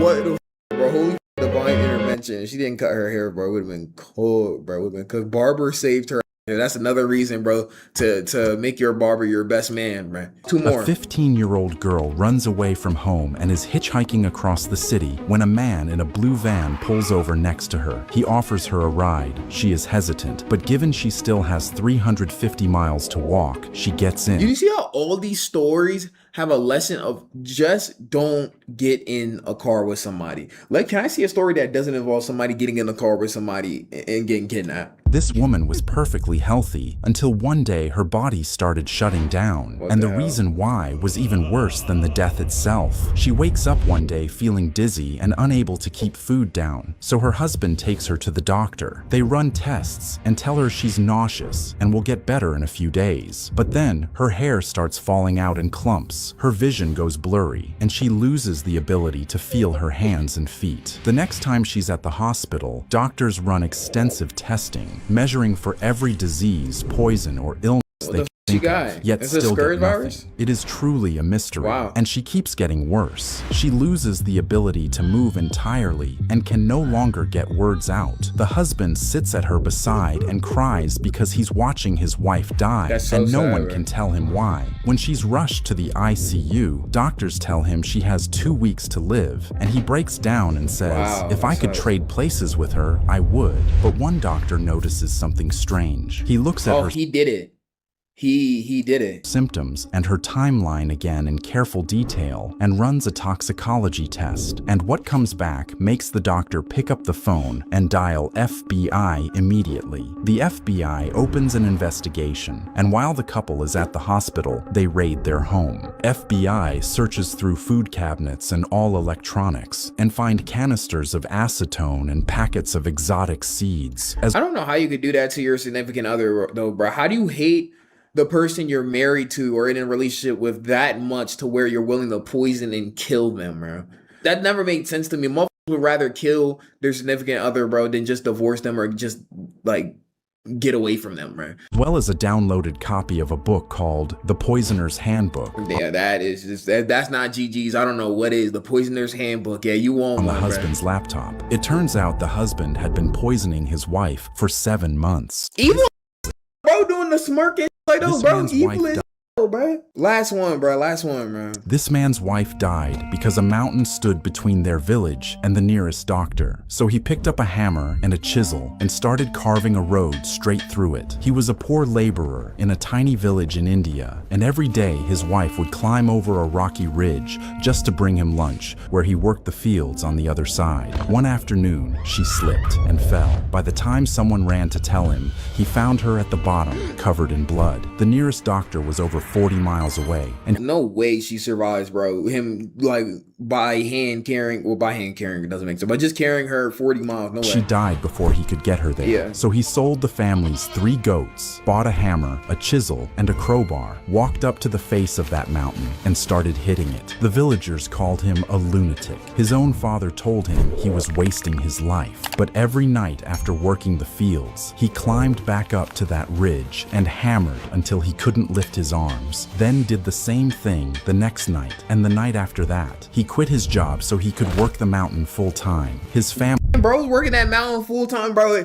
It's bigger than the money. Bro's working that mountain full time, getting paid a total of $0. went hungry. Come on, for talk to it. me. A drought hit and the whole village packed up and left. He stayed behind alone, burning firewood on the rock and splashing water on it to crack the stone, then chiseling the rubble away piece by piece. 22 years after he picked up that hammer, broke through the other side, 360 feet long and 30 feet wide. The same people who called him a lunatic started calling him Baba, which That's kind of fire. means holy man. That's kind of fire, but it's just like, damn, that sucks that he had to waste 22, 23 years of his life to do that. Nowadays, you could just hit that with a wrecking ball, bro, and you'll be good, man. I cannot lie to you, though, bro. It's not like what he did. Let's go Plip Stories, bro. Plip Stories, you don't remember, is the story time account that we look at from time to time. So we're gonna look at it, see some stories and shit like those, bro. Let's go, bro. This 2-year-old just came home from daycare with blood in her diaper. Her mother dropped her off that morning like any other day, but a few hours later she got a call saying something was wrong. She rushed to the hospital, and when the doctors examined her baby, they told her it looked like SA. Now the only question was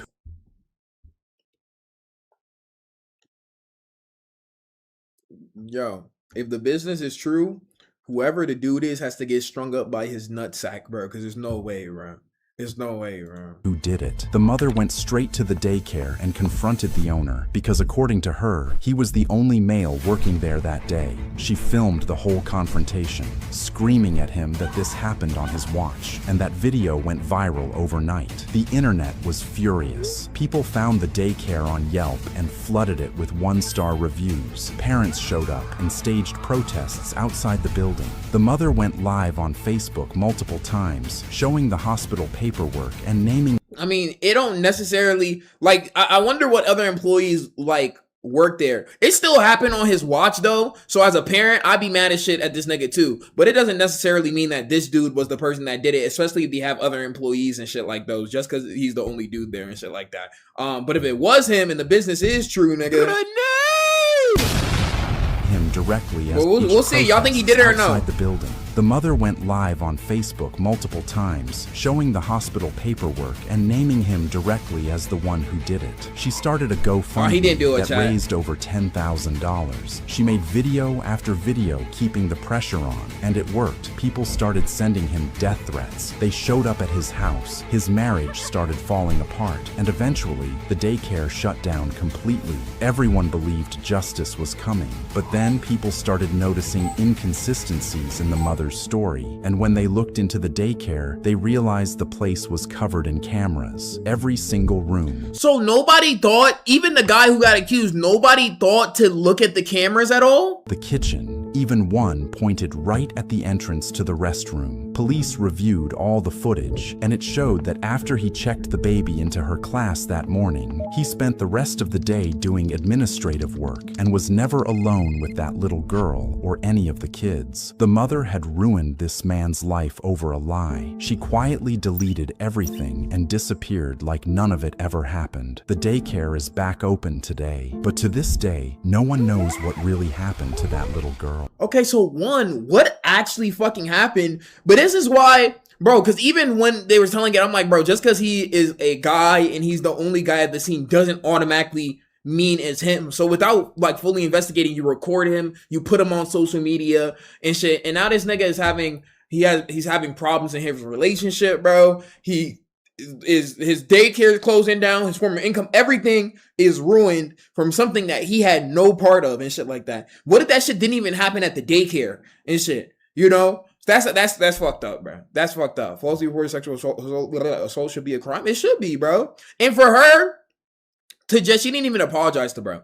She quietly deleted it and then disappeared. Like nothing happened. So you ruin somebody else's life and you get to go on living your own life like nothing happens, bro. That's fucked up, bro. But I do want to know what actually happened though. Like what actually happened. And yeah, all the stories on here is true stories. This is called The Story of Mario Estrada. I'm going to search it up. We always got to search it up to see if it is an actual story. Mario Estrada. There is a lot of niggas named Mario Estrada. I don't think Mario Estrada, former Guatemalan president candidate sentenced to 15 years in prison in connection with scheme to import tons of cocaine into the United States, is the exact one that we are talking about here and shit like those. But yeah, we always got to be skeptical at first glance, and I feel that there's a lot of like unreal shit. You know, Mario Estrada is a common name, so I don't know the specific one. But if somebody said they seen it before, so if you know the specific story, let me know. This guy didn't know it yet, but a pregnancy test may have saved his life. He was at his girlfriend's apartment when he found one of her pregnancy tests sitting in the bathroom, and instead of leaving it alone like a normal person, he decided it would be hilarious to use it on himself. We watched this one, no? Yeah, we did. We watched that one. Okay, hold on. Let me scroll down, man.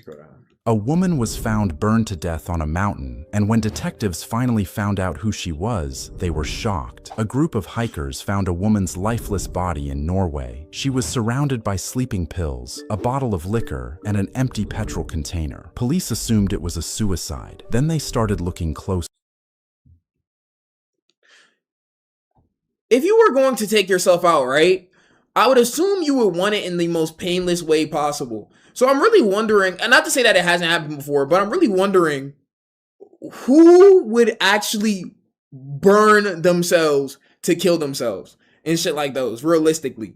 So it's just like for the police to see this random ass body in the mountains and see that there's sleeping pills and that she's burnt, and to be like, yeah, it's probably a suicide. On first glance, it's just like, nigga, dead ass. Like, that's the first conclusion you came to, bro. I'm not saying it doesn't happen. I'm just saying, like, comparative to somebody doing like an arson attack or something, it's not as likely.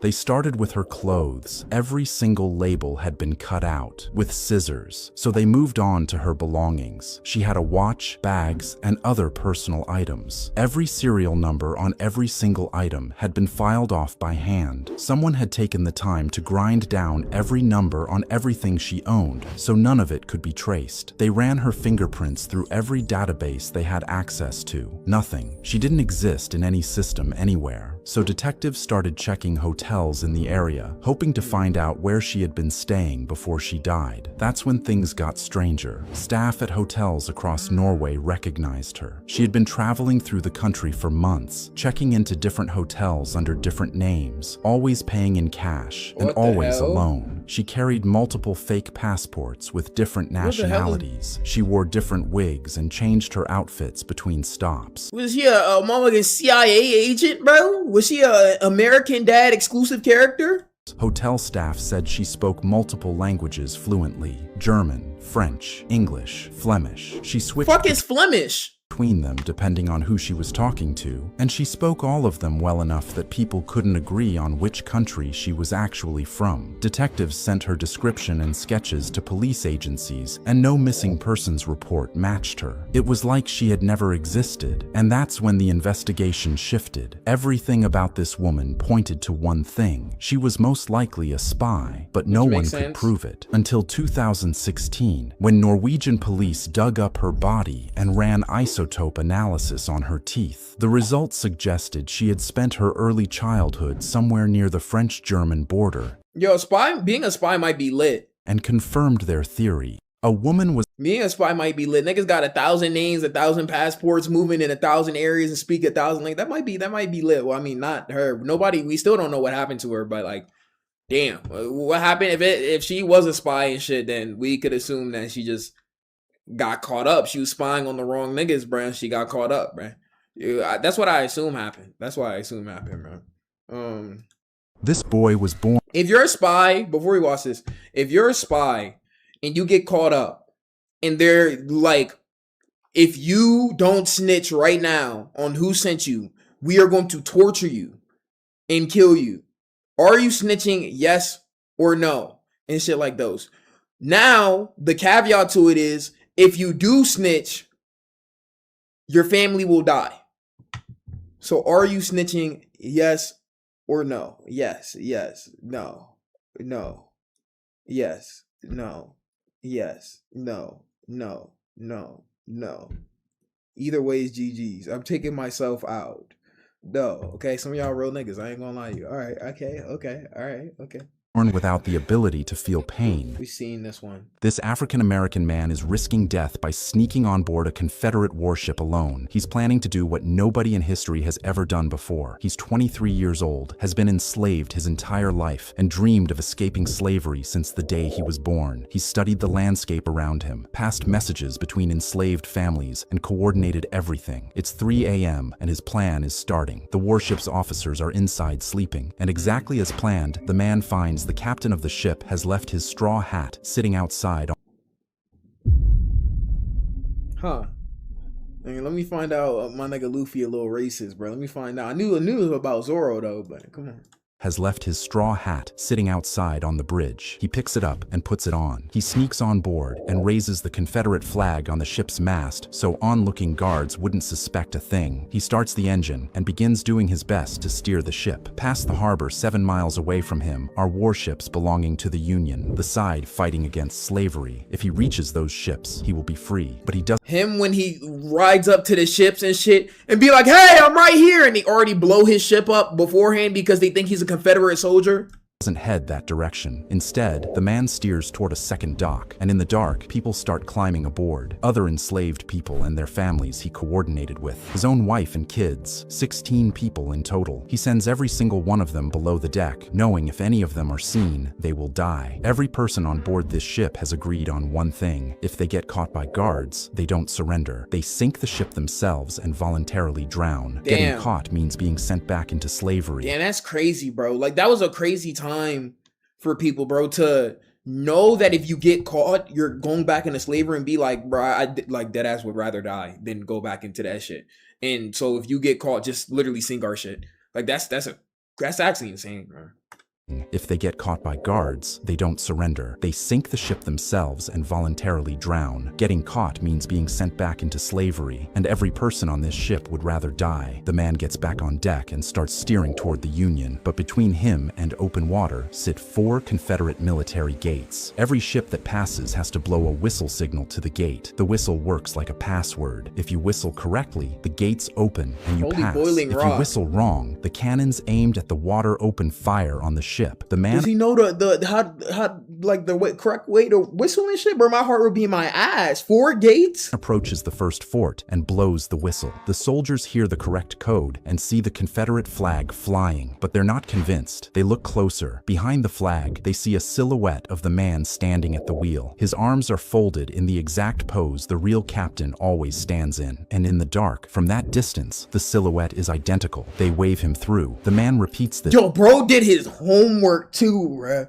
He did his homework too, fuck. 3 more times and finally reaches open water. But there's one more problem. The Union warships ahead don't know who's on board. All they see is an enemy warship racing straight at them in the dark. The soldiers raise their guns and wait for the signal to fire. But the man's wife runs out from below the deck and tears down the Confederate flag. She pulls out a white bed sheet she brought from home and raises the sheet. White means surrender. It tells the Union the ship is not attacking. The Union holds fire, but the danger is not over. Soldiers board the ship, ready to examine, and standing on the deck is a 23-year-old man in a stolen straw hat. Around him are 16 men, women, and children. The man hands the Union the Confederacy's own warship, their cannons, their ammunition, and a book containing every enemy code and signal in the harbor the Union can use to fight the giving a bunch of enemy secrets. Bro, they better have taken them with them. Confederates. The Union announces every person on this ship is now free. Not one of them will ever be somebody's property again. This African-American. I'm glad that's a good story, bro. I'm glad. I hope it actually, like, the ending actually went that way and they actually, like, were free after that. I know technically, like, after that, you know, there's a lot of indentured servitude and technically niggas still don't feel free and shit like those. But that's good though. I'm glad. It could have ended a lot of different ways, bro. The story of Robert Smalls. Yeah, bro, Robert Smalls is a GOAT. He's a GOAT, I'm not gonna lie. He joined Congress, by the way. Oh, shit, bro. Ooh, shit, bro. Probably not, unfortunately. Okay.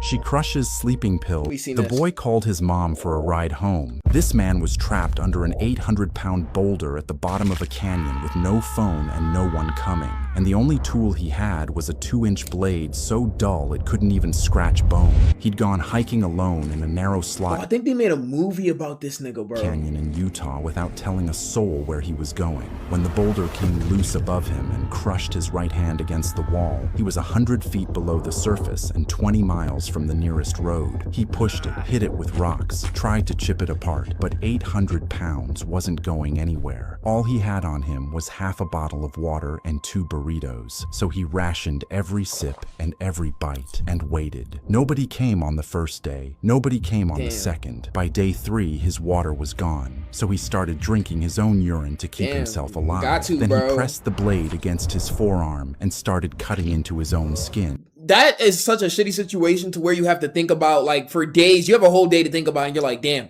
nobody's coming to save me. So, like, you got to mentally prepare yourself to cut off your own arm, which already takes so much mental fortitude. I think, like, a lot of people think in situations they'll be able to do it, but I'm sure there's a lot of people who weren't able to, like, cut their shit off, bro.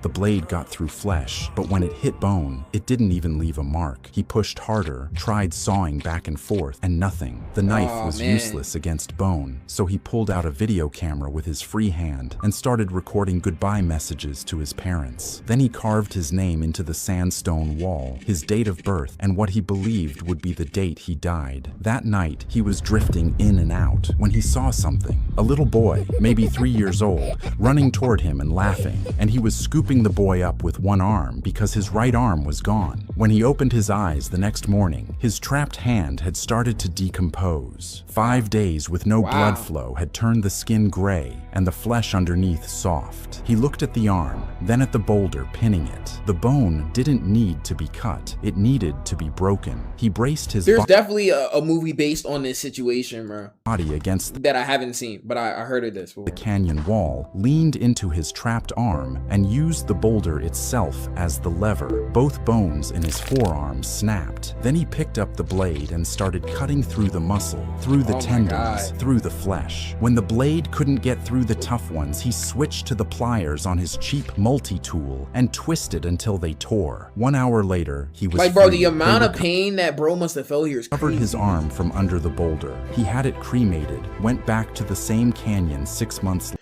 No, nigga is different. I can't go back to the same canyon, bro. I can't go. I had too much PTSD, bro. I wouldn't want to go anywhere. Like, I don't know how niggas be cave diving and underwater diving and doing all this extracurricular ass shit, almost dying. They're like, you know what, bro? Nigga, I'm gonna come back there, bro. Let's pull back up to the area. But Blueryai, it's just a memento. Yeah, nigga, memento this dick because I can't do it. Later, and scattered the ashes right where it pinned him. This man was— oh wow, he's a goat though. He's honestly a goat. Most people not making it out. Like I think like 85% of people was not making it. This man got swallowed alive and lived to tell about it. He was about 45 feet underwater, diving for lobsters along the ocean floor, when out of nowhere something slammed into him with so much force that his entire body went limp. Everything went black. He couldn't see, couldn't move, could barely think. All he could feel was this crushing pressure coming from every direction, and something wet and fleshy pressing against his face. He was sure it was a shark. In those waters, great whites were everywhere, and he thought this was it, waiting for the sharp teeth to rip through his suit, but they never came. No teeth, no tearing, no blood, just darkness and pressure and heat. And man, he don't want me to be down there. I'm not gonna lie to you. I already don't like being underwater, but if this creature ate me like this, bruh, nigga, you better get ready to eat something. That's when he realized he wasn't being bitten. And by that, I mean that I'll probably shit in his mouth. That's what I was insinuating, not the other thing. Was being swallowed. He was sitting inside the mouth of a humpback whale, fully awake, 45 feet below the surface. He panicked and started thrashing his whole body for what felt like forever, and the whale started shaking its head like it was gagging. Then suddenly, he felt the whale rocket toward the surface, and within seconds, it broke through the water and opened its jaws, and he went flying out of its mouth, where his crew pulled him out of the water covered crazy in story slime. as hell. The man walked away with nothing but a few bruises. This man got— man, how many niggas can say he got eaten by a whale? Whales don't eat people, right? Yeah, I mean, that's kind of fire. That's kind of fire though, bro. What's the story? There's a story about a like a dude in a whale, right? What is that story called, chat? This kid just got hit by a train, leaving his 5-year-old brother alone sleeping. Let me see. This kid just... No, we seen this one. They would flirt with rich men. Damn, hello? At bars and bring them back to their club. Once there, they would flirt with rich men at bars and bring them back to their club. Once there, they would have fun with the men in exchange for money. And this worked perfectly, making them rich, until some of the dancers started taking it too far. They started spiking the men's drinks and spending thousands of dollars on their credit cards while they were passed out. And the men would wake up the next day not remembering anything. This just goes to show you not to be lustful though, bruh. These women is on Rick Ross timing now, bruh. Nigga that Cardi B, yo, like they on a different type timing, bro. Don't be lustful, bruh. Were passed out, and the men would wake up the next day not remembering anything. They were either too embarrassed to dispute the charges, or no one believed them when they did. So the dancers kept getting away with it for years, until one of them started dating a cardiologist. They go on a few dates, and every time he wakes up not remembering how the night ended. Then he checks his credit card statement and sees $135,000 Holy shit! At a club. No. Yo, cause listen, bro, if I'm dating somebody or I'm starting to talk to somebody, every time I'm around them, I can't remember what happened previously. Gang, I'm already assume, maybe it's fucked up to think like this, but I'm already going to assume that I'm being drugged or some shit like those. And now, bro, all that money is gone and shit. What the? You got Rick Ross rivals, Cardi B cardiologists, Bill Cosby captains. Like, my nigga, I don't want to be around that, bro. I'm not gonna lie. You should already know at that point if you're not remembering. $35,000 in charges at a club he doesn't even remember going to. So he calls his credit card company and disputes it. They mark it as fraud, so he doesn't have to pay. But the club isn't happy, so they sue him for the money. The lawsuit makes headlines because $135,000 at a club is insane. That's insane. What did they do? Reach out to him. They tell him they've been investigating this scheme and need him as a witness, so he agrees. They send in an undercover DEA agent pretending to be a wealthy man. He hangs out with the women and they spike his drink. He gets the whole thing on a hidden camera. They arrest all of them and it becomes massive news. They would flirt. It was a good little lick at first though, bro. It was a good little heist they had going on, bro. But that's fucked up though. Like, they did need to be taken off the streets. Like, women like that are very dangerous. I'm not gonna lie, they had to be taken off the streets. I can't lie to you, right? And there's still more women out there like that, right? And men that's out there like that, right? He tried to put 200. This man killed his wife so he could be with his. This woman was frozen unconscious. 5 men walk into a bank and pull out semi-automatic rifles. They round up 23 hostages and empty out the cash registers. But they're not here to do a bank robbery. The police arrive in minutes. Within an hour, 300 officers are surrounding the building. Snipers are on every rooftop. Armored. By the way, you always hear about this shit like happening, like.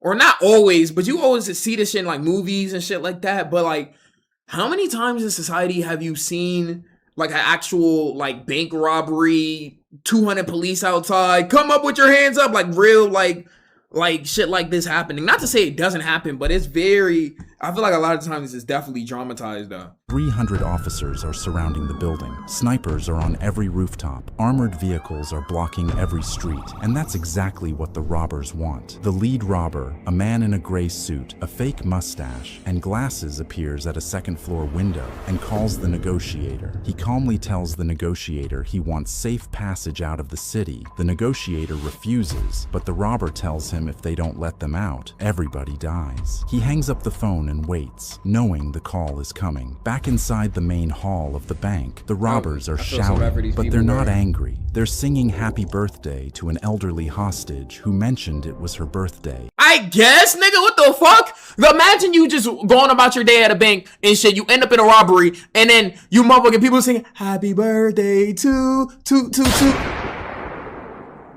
you. Like, bro, I don't give a fuck. Let me go. If you really enjoy my birthday, if you really want it to be good, let me go, my nigga. What the fuck, bro? Word of this gets back to the lead robber, who calls the negotiator and mentions the birthday. He says the woman's favorite pizza is pepperoni, so they better bring some right now, or else the I guess, bro, birthday girl's brains will go all over the wall.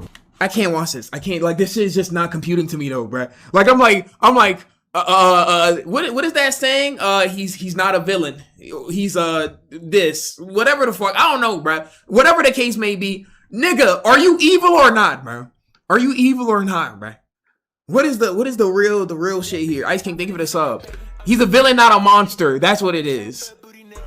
He doesn't eat and mentions the birthday. He says the woman's favorite pizza is pepperoni, so they better bring some right now, or else the birthday girl's brains will go all over the wall. He doesn't even wait for a response and hangs up immediately, but not before firing a warning shot into the air to let the negotiator know he's not joking. He doesn't sound like someone trapped at all. 10 minutes later, squadrons of police officers march a dozen large pizzas and gallons of soda into the bank. The robbers share them with hostages. 7 hours into the heist, the robber calls the negotiator and says they're ready to come out and they surrender. The officers stand outside waiting, but nothing happens. 20 minutes pass, and still nothing. The negotiator calls back, frustrated, but nobody picks up. He tries again, and again gets nothing. He keeps calling for over half an hour, and the line just rings. That's when it happens. The police hear gunshots inside the bank, accompanied by screaming.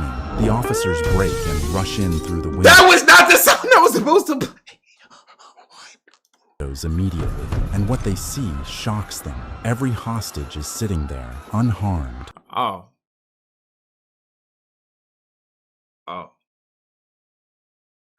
That's nice. The screaming and the gun sounds are playing on loop through an extremely loud speaker system. What the fuck? Semi-automatic rifles the robbers used are on the floor, and they're not even guns. These niggas are trolls, bro. So y'all are going to commit a fake robbery heist for no reason. Did they at least get money? So it's just a prank, bro. The prank. What the hell? What the fuck? Rifles the robbers used are on the floor, and they're not even guns. They are children's toys painted black. The cash registers are full, with every dollar the robbers took returned. A handwritten note on the counter reads, "In a neighborhood of rich people, without weapons or grudges, it's just money, not love." I guess, bro! Get jobs, bro! Where is your job?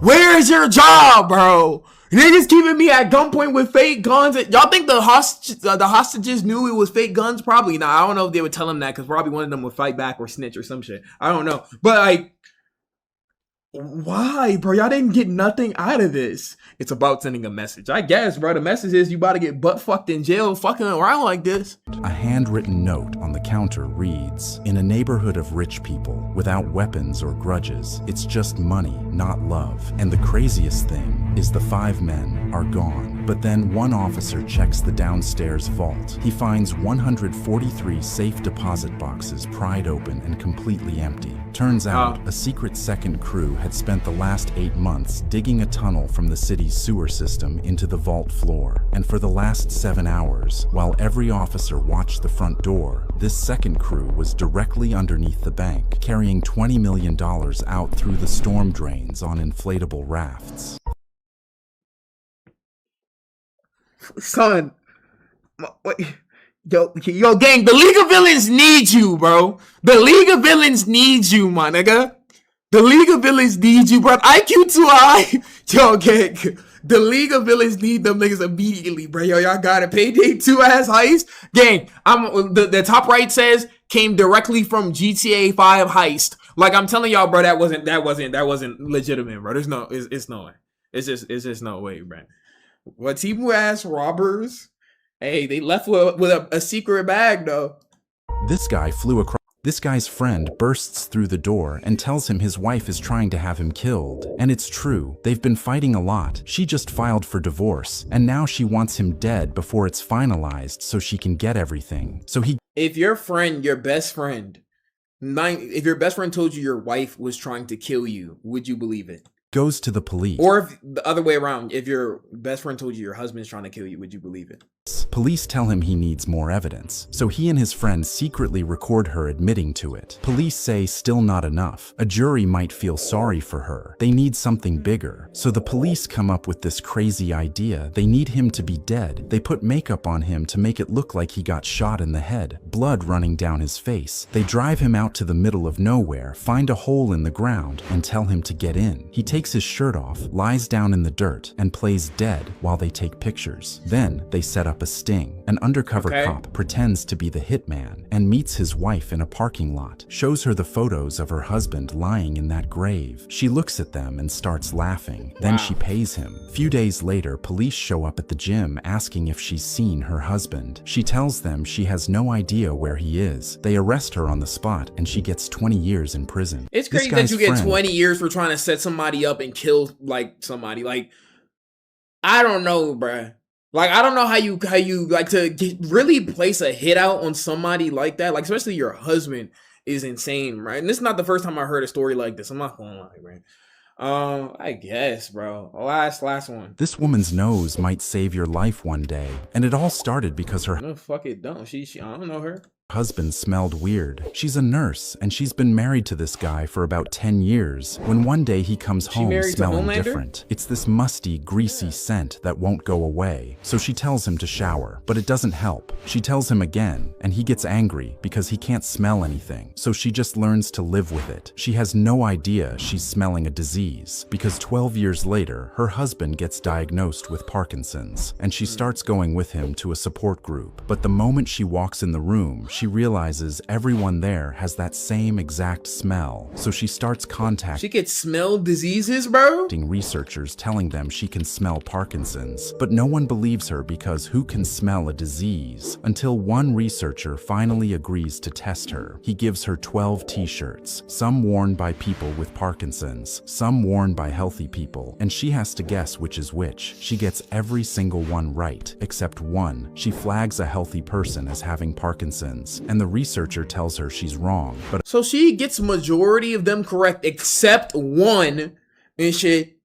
And then niggas is like, nah, bro, that's not it. Bro, even Superman can't save everybody, bro. What the fuck? Just one is wrong and they're like, nah, bro, you don't got it like that. Researcher tells her she's wrong, but a few months later, that same person gets diagnosed. She smelled it before Nigga, she got a Dola burst, nigga. She got a Dola link. What the fuck, bro? Oh shit, dog. I'm not gonna lie, bro. We need her on the team. I'm not gonna lie to you, bro. That's to smell diseases. Can she smell hentai virus? Can she tell us somebody about to have hentai virus and shit, or is it only Parkinson's? She smelled it before any doctor could detect it, and now because of her, there's a skin swab test that can diagnose Parkinson's in 3 minutes. This woman's nose. Wow, that's crazy that she had that. Joy Malini.